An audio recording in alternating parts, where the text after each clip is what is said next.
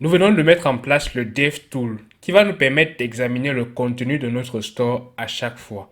Nous avons inscrit un nom qui va permettre d'identifier parmi différentes applications qui peuvent s'afficher dans notre navigateur l'application correspondante que nous souhaitons examiner avec le DevTool.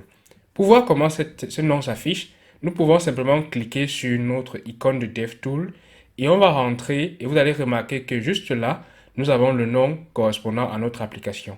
Si vous avez plusieurs applications qui sont démarrées parallèlement, alors grâce à ce sélecteur, à ce select box, vous pouvez avoir accès à chacune de ces applications-là pour examiner à chaque fois quel est le store que vous êtes amené à visualiser. Maintenant que nous avons ce dernier, nous avons l'opportunité, avec ces différentes tabs qui sont affichées, d'examiner le contenu de notre state.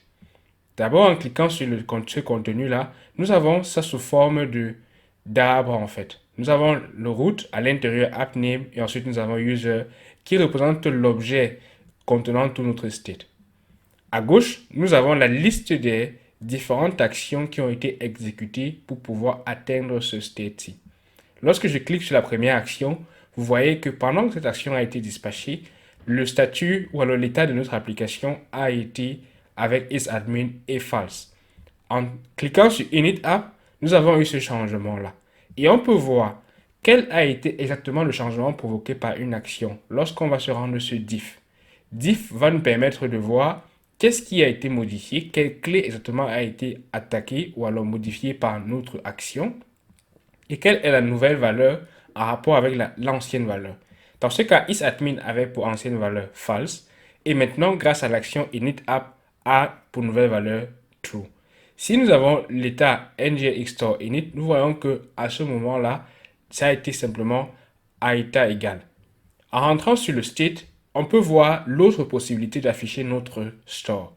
En cliquant sur Charts, cela va nous donner une représentation graphique grâce au diagramme qui va nous permettre de voir quelles sont les clés et les valeurs sous forme de diagramme et quels sont les éléments enfants ou parents depuis notre store. Nous avons là le state initial, ensuite nous avons le root, ensuite nous avons le user, nous avons le app name, nous avons le username.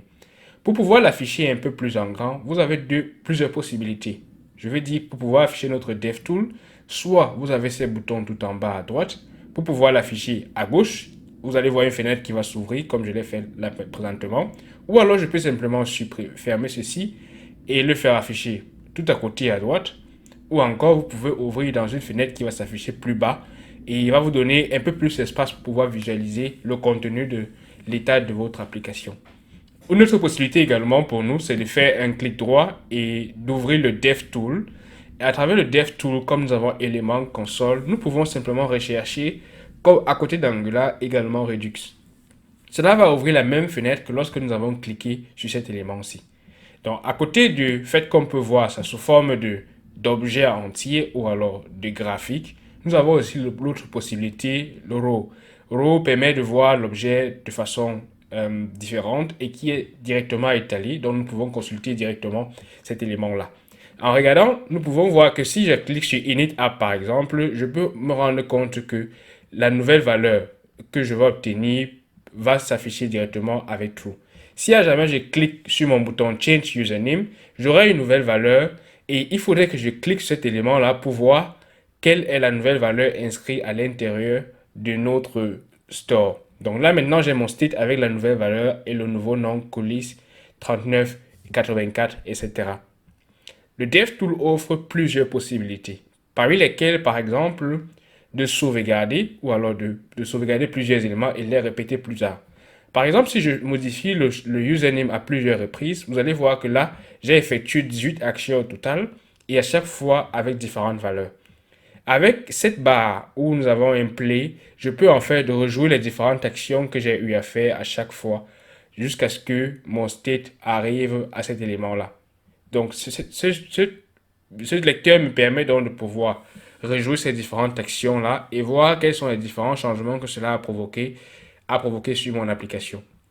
Donc, n'hésitons pas à pouvoir l'utiliser pour pouvoir rejouer chacune de ces scènes-là qui a été modifiée. Dans le cas où, par exemple, où nous aurions plusieurs actions ou alors plusieurs éléments que nous avons à l'intérieur.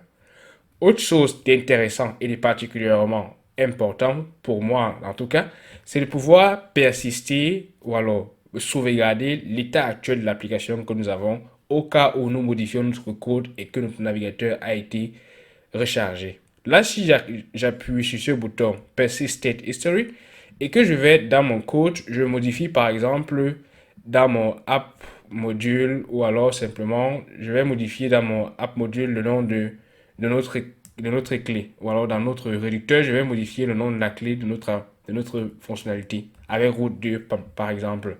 Là, mon application a été rechargée après avoir redémarré tout ceci. Mais vous voyez que l'état de mon application n'a pas été modifié. Mon application a bien été modifiée et vous allez voir que j'ai bien sûr route 2 comme nouvelle clé, mais j'ai toujours le même état à l'intérieur parce que j'ai eu à persister celui-ci grâce à Disable State Persisting. Autre chose, c'est que grâce à Row également, nous avons l'opportunité de voir quels sont, sous le tab Action, quels sont les différents éléments qui constituent l'action que nous souhaitons avoir. Donc, je peux désactiver la persistance de l'historique et je peux venir ici, par exemple, je prends ce dernier qui a une action avec le type de l'action et le username qui correspond à cette action-là. Si je prends ce dernier-là, je peux me servir de cela pour pouvoir dispatcher une action à l'intérieur simplement de mon DevTool. Donc là, par exemple, j'ai agrandi mon DevTool et vous ne voyez peut-être pas toutes les différentes parties qui peuvent arriver dans ce dernier. Donc là, maintenant, j'ai cliqué sur le dispatcher ici. J'ai réduit un peu pour que vous puissiez voir. Et dans le dispatcher, je peux avoir ce dernier-ci là. Donc lorsque je colle là-bas, c'est que je viens de copier dans l'action-ci. Vous allez voir que si je modifie par exemple l'username ici à username colislearn, vous allez voir que lorsque je vais dispatcher ici avec ce bouton-là, vous allez voir ce qui va se passer dans ma liste vous allez voir simplement qu'une nouvelle action va être dispatchée et ainsi je peux donc répéter ou alors rejouer certaines fonctionnalités à l'intérieur de notre DevTool.